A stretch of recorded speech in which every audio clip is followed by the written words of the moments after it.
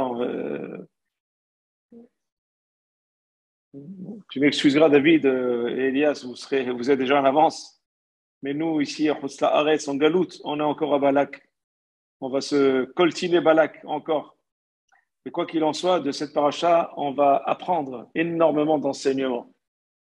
Et on ne peut pas tout dire en une demi-heure, mais on va essayer ensemble de réfléchir sur deux, trois aspects de ce personnage de Balak et, bien entendu, de ce sinistre Bilam. Et rapporter cela à nous dans notre vie personnelle. Vous savez que Balak n'était pas de sang royal. Il est marqué Vaïr Balak ben Tzipor et Kol Asher Asa Israël et Mori.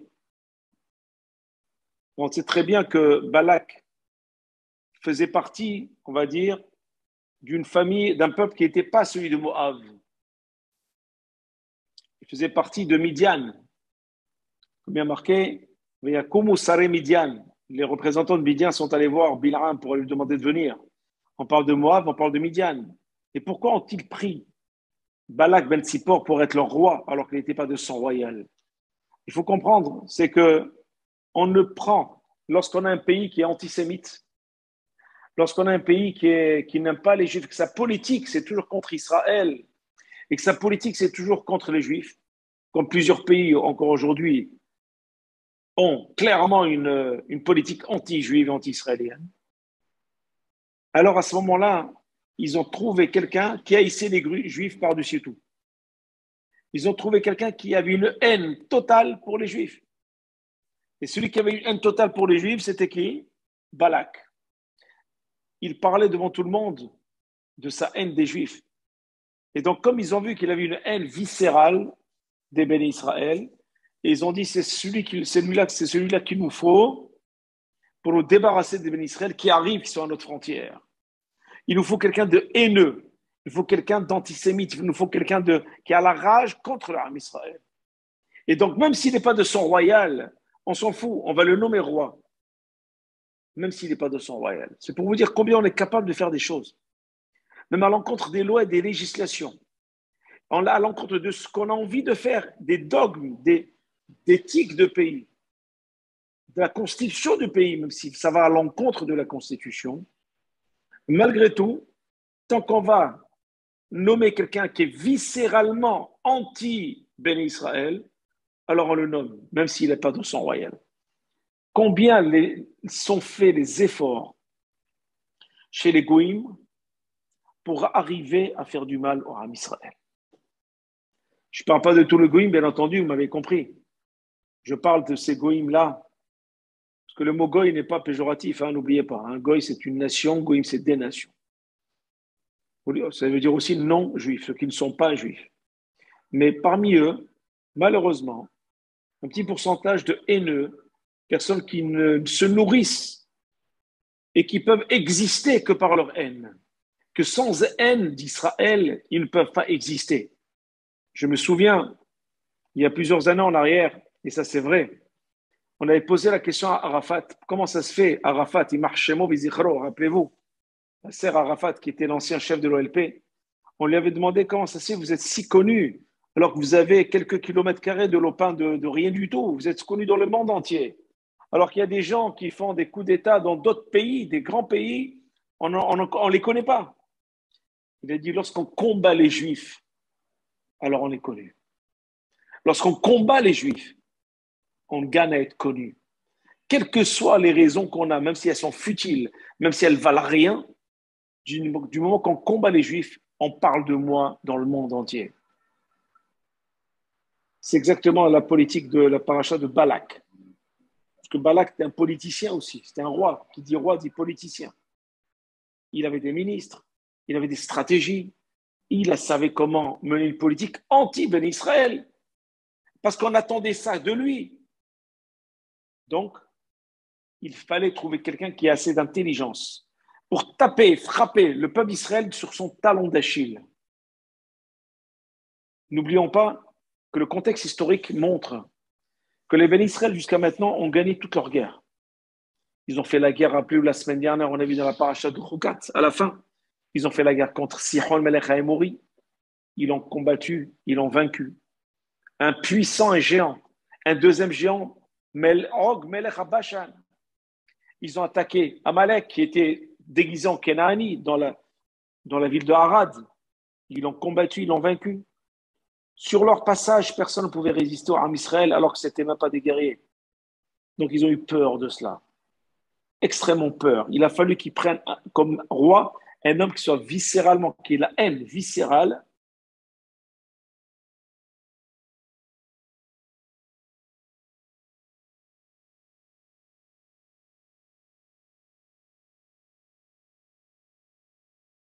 Excusez-moi. C'est quelqu'un qui a la haine viscérale du Ham Israël.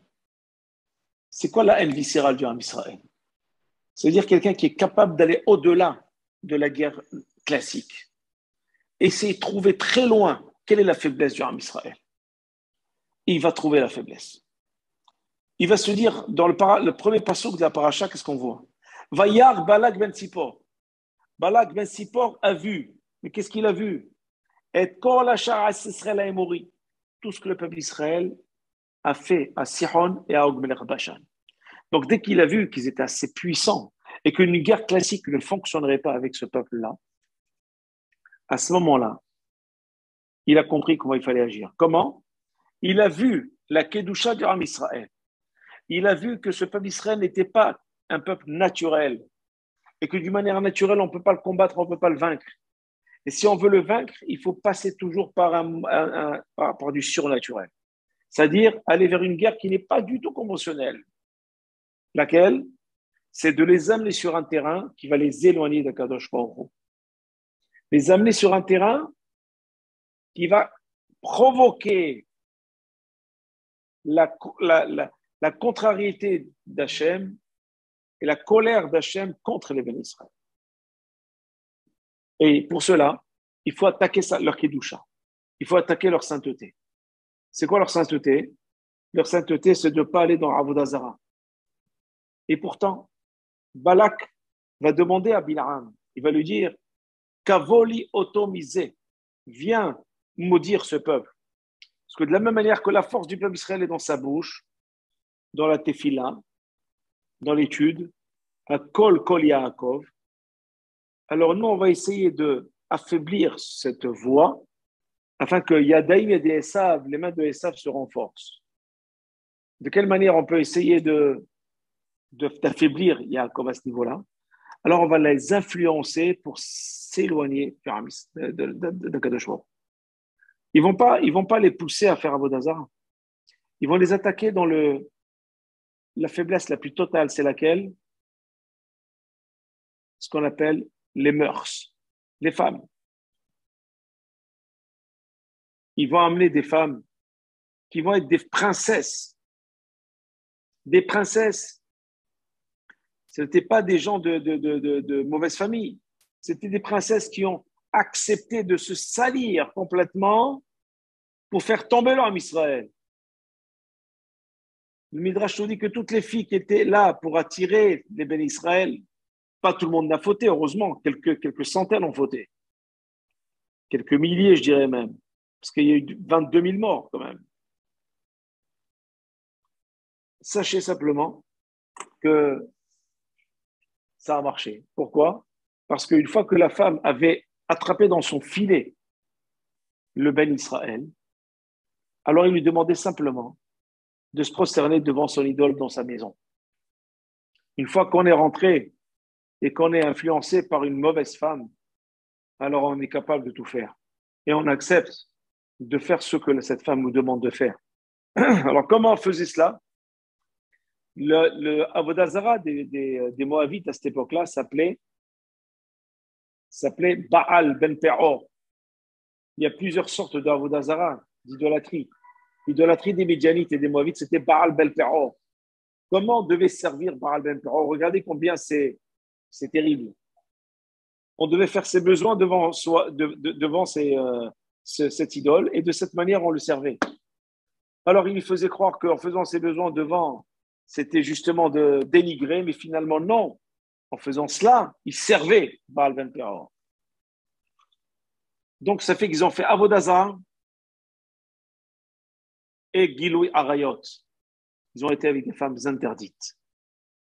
Chers amis, ça a créé la colère de Kadosh Baruch Hu, qui a fait une maggefa et qui a provoqué 24 000 morts exactement.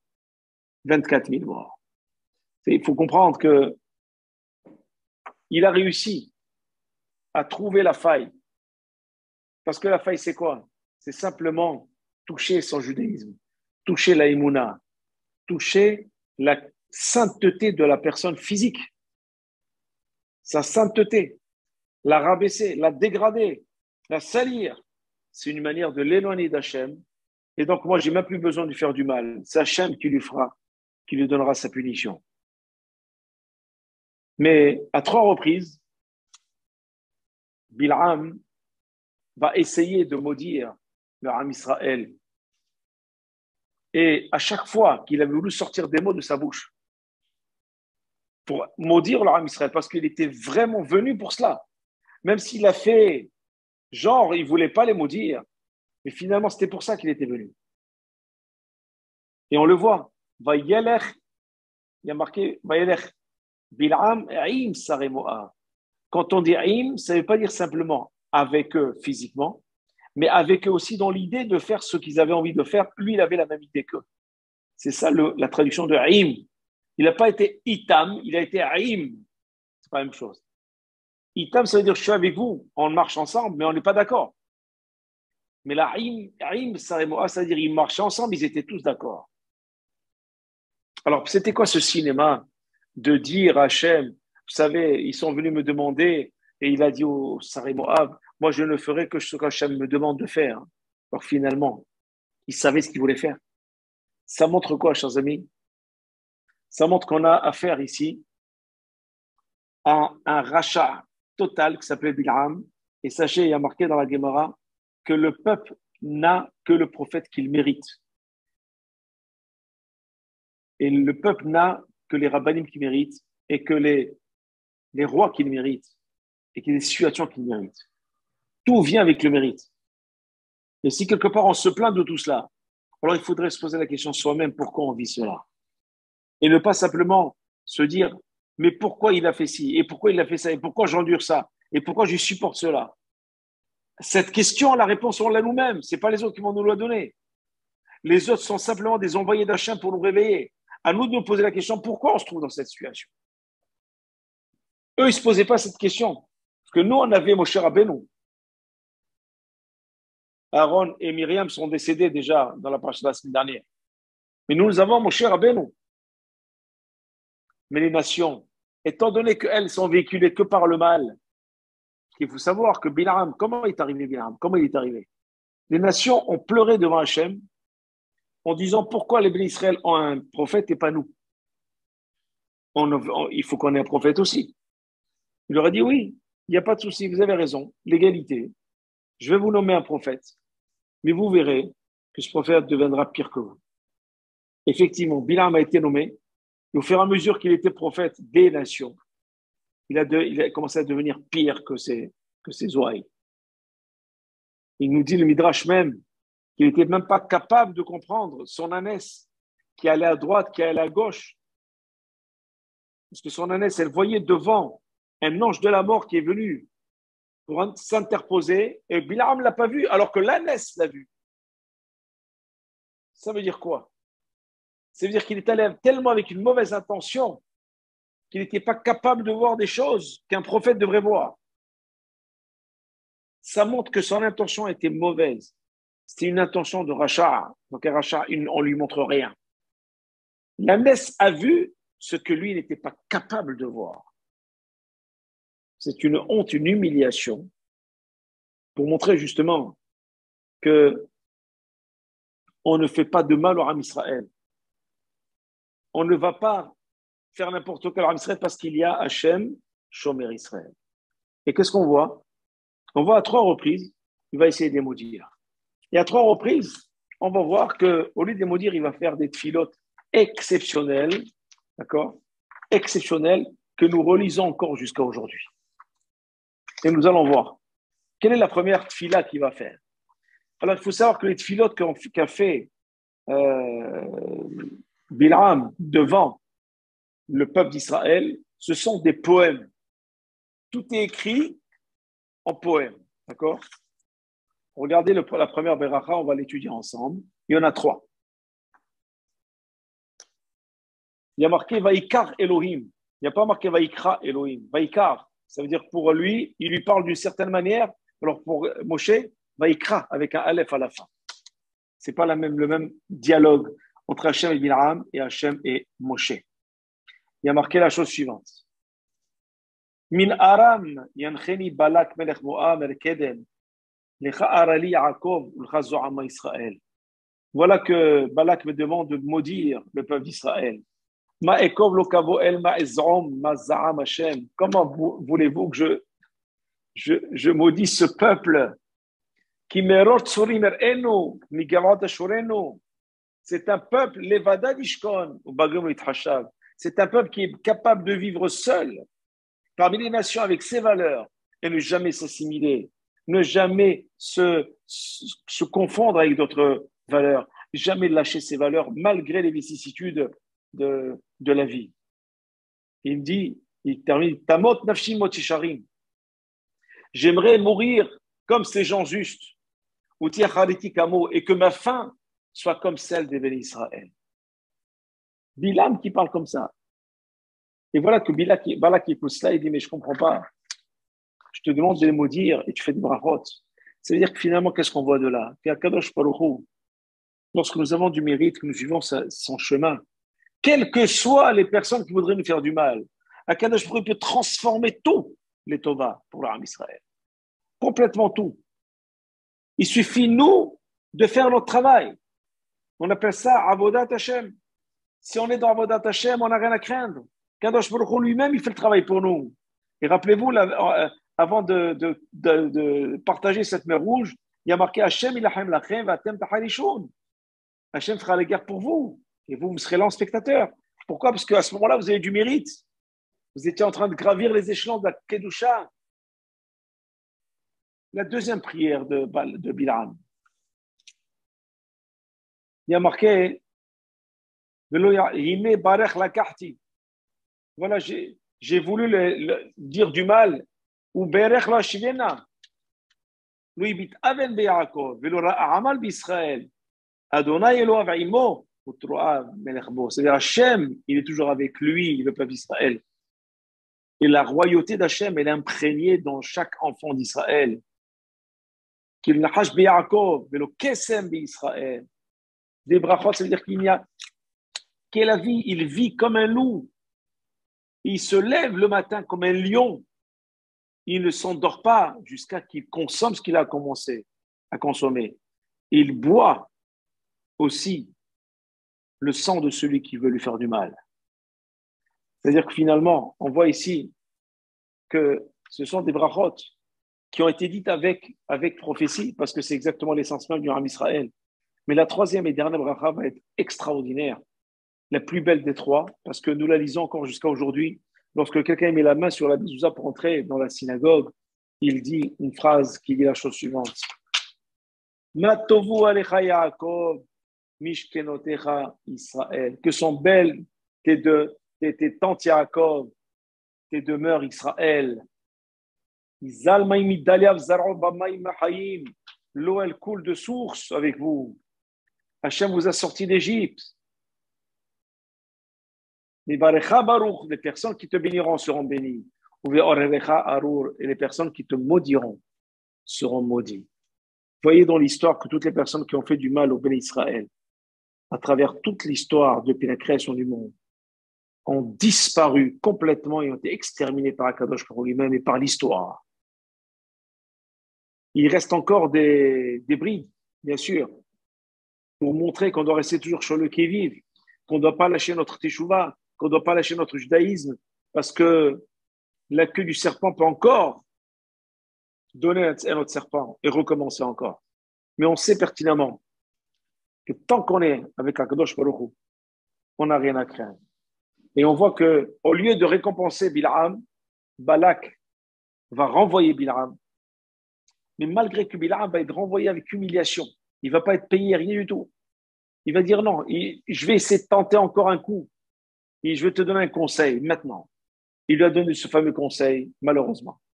de mettre des femmes magnifiques autour des bénis Israël afin qu'elles puissent les attirer dans leur filet, faire des avérotes avec elles et provoquer le courroux d'Akadosh Baruch Hu. Voilà pourquoi, chers amis, on doit, en cette période estivale, je dirais que il est important de faire très attention aux influences. Très attention aux influences. Et je parle bien de mauvaises influences, bien sûr. Les bonnes influences, au contraire, c'est un exemple à prendre. Mais il y a tellement de mauvaises influences aujourd'hui qui nous font penser que c'est rien finalement. On va se faire ci, vers ça. Finalement, non. Ça peut provoquer le courroux d'Hachem. Ça peut provoquer quelque chose de terrible. C'est pour ça qu'on doit faire attention à chaque fait et geste.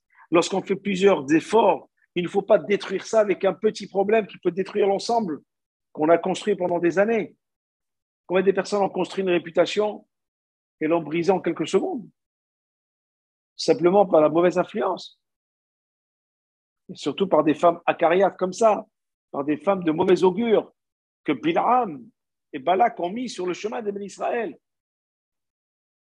Et on voit le dernier verset, comment la paracha se termine.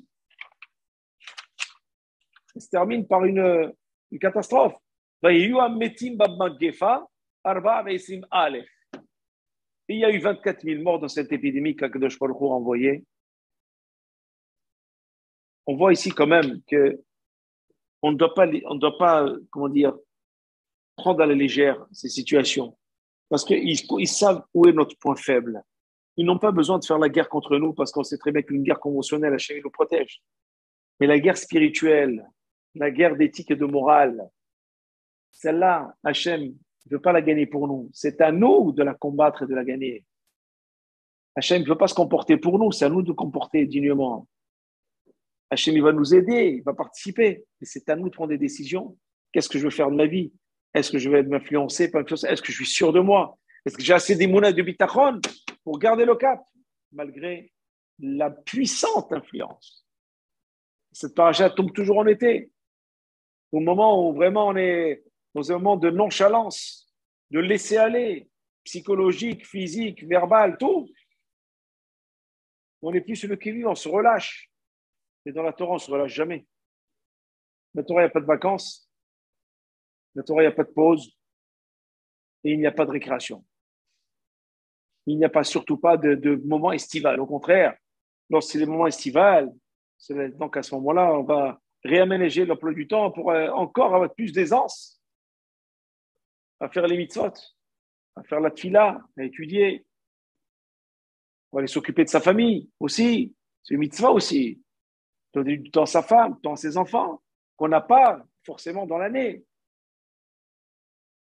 Voilà pourquoi, chers amis, des fois on tombe dans le travers en se disant maintenant que je suis en vacances, je me relâche. Ça veut dire quoi, tu te relâches? Tu te relâches des mitzvot aussi? Tu te relâches du Sefer Torah, tu te relâches de la Tfila, tu te relâches de Minyan, tu te relâches des Tfilin, de la cacheroute? Non. La paracha de Balak avait nous dire attention, les guerres conventionnelles, les goïms savent que c'est impossible. Regardez l'état d'Israël, Baruch Hashem, avec les signes d'Akadosh Baruch Hu, notre état il aurait pu disparaître très rapidement et très vite, déjà en 48, où on n'avait rien du tout à ce moment-là. On avait quelques fusils par-ci par-là. C'était un Nes Gadol qu'on a pu réussir à repousser les attaques. En 48 déjà. On oublie cette guerre. On parle toujours des récentes. Mais la première, c'est qui aurait tué l'œuf direct. À ce moment-là, déjà avec un Nes Gadol, on a pu continuer et affirmer à construire notre pays, Eretz Israël. Pourquoi? Parce que justement, on n'oublie pas le cap. Mais par contre, les guerres spirituelles, là, on est confronté, nous, à notre Sarah, nous avec nous-mêmes, nous avec Hachem, nous à notre bitachon, notre umna, notre force ou pas, ou nos faiblesses. Parce que c'est là où Balak et Bil'am nous attendent. Et aujourd'hui, Balak et Bil'am, c'est qui? C'est Sarara qui est aujourd'hui. Donnez-le le nom que vous voulez. Il est dans les rues, il est partout. Ça s'appelle Sarara. Voilà pourquoi cette paracha, il faut l'étudier dans ce sens. Et regardez bien à la fin de la paracha, je n'ai pas le temps de rentrer dans les détails. Zimri ben Salou et Kozbi Batsour, chef de la tribu, une chef de tribu, qui va venir prendre une Midianite pour avoir des relations avec elle devant Moshe Rabbeinu. pour lui dire, toi, tu t'es marié avec Midianite, moi aussi, et avoir une insolence terrible, et faire ce qu'on appelle la débauche devant mon cher Rabbeinu, et devant tout le peuple. Pourquoi? Parce que dès qu'on est sous influence, l'insolence n'a plus de limite. On perd les notions du kavod, on perd les notions de sainteté, la shekhinah disparaît, et la kidusha s'en va. Et c'est la touma qui prend le dessus. Et à ce moment-là, l'homme est méconnaissable et impossible de le gérer. C'est plus la même personne. Ça a été le cas de Zimri ben Salou et Cosbi Batsour, qui ont été percés par une lance par Pinhas ben El-Hazar ben Cohen, qui lui c'est tout de suite a réagi, parce que Moshe n'a pas pu réagir, parce qu'il était concerné par l'histoire, il était Noga Badavar. Et voilà que Pinhas est intervenu pour que la Maggefa s'arrête, que l'épidémie s'arrête. Il y a eu 24 000 morts. Donc, on doit vraiment penser à cela, chers amis. Très fortement. Vayar Balak, n'oubliez pas, Vayar, qu'est-ce qu'il a vu? Il a vu le point faible. Il a compris. Il a compris, parce que c'est ça qu'on lui demandait. Pour le nommer roi, il a demandé cela. Cherche-nous un moyen de les affaiblir et de les faire disparaître. Mais fais en sorte que Hachem les déteste pour les punir lui-même. Qu'on n'ait même pas à faire la guerre contre eux. Ça, c'est ce qu'on appelle du vice, de l'antisémitisme vicieux, sournois, dangereux, et qui aujourd'hui existe encore, mais qui n'a pas de nom, où les gens aujourd'hui sont très accueillants, etc., pour nous engloutir, nous assimiler, alors que chacun a ses valeurs. On n'a pas le droit. Surtout en ces moments estivales où on commence un peu à se déshabiller de ses mitzvot. On n'a pas le droit. C'est à ces moments-là il faut faire attention. C'est là où il faut être vigilant. C'est là où l'épreuve commence. C'est là où vraiment Kadosh Baruch Hu il te dit maintenant, voyons voir si tu m'aimes, ou si tu es proche de moi, ou si simplement dans des zones de confort. Mais une fois que tu sors tes zones de confort, tu m'oublies, tu t'éloignes de moi. Je pense qu'on a beaucoup à apprendre de cette paracha, de faire en sorte d'être toujours à l'affût, quel que soit le niveau de la personne. Tzaddik, moins tzaddik, âgé, moins âgé, on est tous dans le même bain, dans les mêmes missionnotes. À nous de prendre en main, c'est notre destin, notre Torah, notre vie, et de continuer justement à montrer à Kadosh Baruch Hu qu'on est avec lui et qu'on ne le lâche pas et qu'on sera toujours à ses côtés. Il sera toujours à nos côtés, afin que B'ezrat Hashem, notre Kedusha se renforce, elle repousse la Touma et que cette Kedusha nous protège à tous et à toutes de tous nos problèmes, de toute maladie et qu'elle nous laisse vivre en sérénité autour de nos enfants et de nos femmes et de nos familles. Amen et Amen. Shabbat Shalom, Mevorach. Voilà, donc on va ramener les micros si c'est possible, Kael. En tout cas, Shabbat Shalom, les micros ne reviennent pas. Shabbat Si, Shalom, Mevorach. Shabbat Shalom.